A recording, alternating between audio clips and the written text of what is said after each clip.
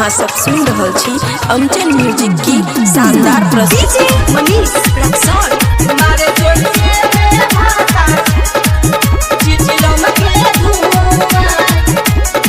खुशी recording studio बलुआहा। देखेला सपना हम बोलबम के ई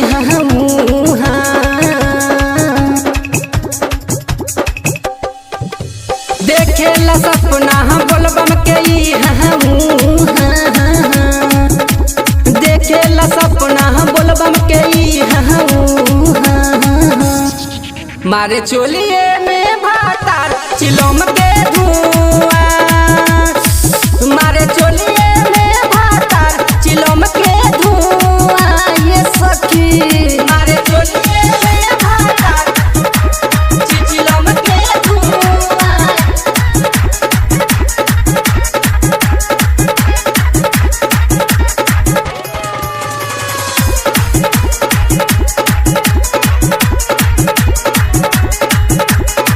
खुशी रिकॉर्डिंग स्टूडियो बलुआहा।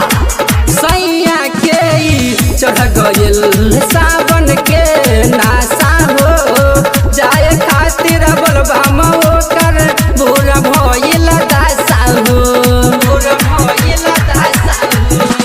सैया के चढ़ गइल सावन के नासा हो, जाए खातिर बोलबम ओकर भोर भइल दासा हो। चढ़ेला ऐसे जैसे चढ़ेला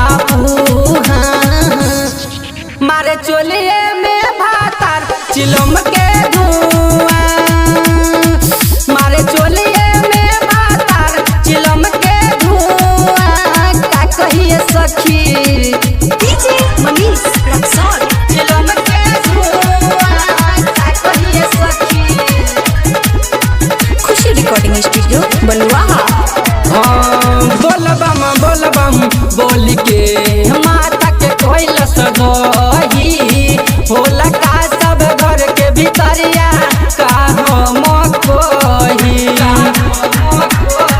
हाँ बोलबम बोलबम बोल के माता के कोइल सगही होला का सब घर के भीतरिया का हम कोही। गाजा मोले में ढोरी के कोइल सकुआ, मारे चोलिए में भातार चिलम के धुआं, मारे चोलिए में भातार चिलम के धुआं। ये सखी डीजे मनीष रक्सौल चिलम के धुआं। ये सखी खुशी रिकॉर्डिंग स्टूडियो बलुआहा। राइटर नासिम का कही माने न हमरो बात हो, पियबा चंदन कैलस खूबे उल्टा सीधा रात हो। राइटर नासिम का कही माने न हमरो बात हो, पियबा चंदन कैलस खूबे उल्टा सीधा रात हो। भले हम रहती साथ मिठू के